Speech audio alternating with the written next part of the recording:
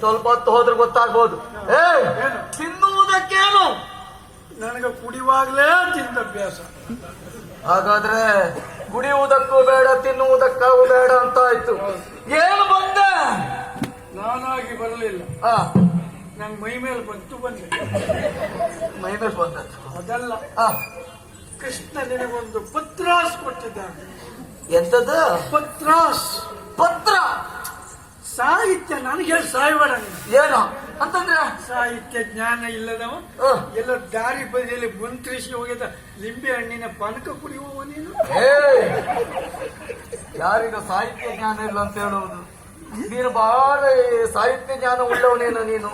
ಒಬ್ಬ ಸಾಮಾನ್ಯ ವ್ಯಕ್ತಿ ಬಂದ್ರೆ ಏನ್ ಹೇಳ್ತಾರೆ? ಏನ್ ಹೇಳುವುದು? ಅವನು ಬಂದ ಅಂತ ಹೇಳ್ತೇವೆ. ಅದೇ ಈ ಮುಂದೆ ಸಾಲನವ್ರು ಯಾರು ಬಂದ್ರು ಅಂತ ಹೇಳಿದ್ರು, ಅವರು ಬಂದರು ಹೌದು ಅಂತ ಗೌರವ ಕೊಡ್ತೇ ಇಲ್ವಾ? ಒಬ್ಬ ಸಾಮಾನ್ಯದ ಬಂದ್ರೆ ಪತ್ರ ಏಕವಚನ, ಕೃಷ್ಣ ದೊಡ್ಡ ಜನ ಬಂದದ್ದು ಬಹುವಚನ ಪತ್ರಾಸ್.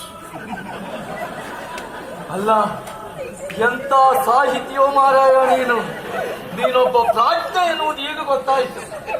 ಪೂರಾ ನನ್ನ ಸಾಹಿತ್ಯ ತೆಗೆದ್ರೆ ಇವರು ಬೆಳಗುವರೆಗೆ ಹೇಳುವುದು ಇಲ್ಲ, ನಂದು ಮುಗಿಯುವುದೂ ಇಲ್ಲ. ಅಯ್ಯ, ಈಗ ಒಬ್ಬೊಬ್ಬರು ಸಾಹಿತಿಗಳು ತಯಾರಾಗಿದ್ದಾರೆ. ಅವರು ಹೇಳುವ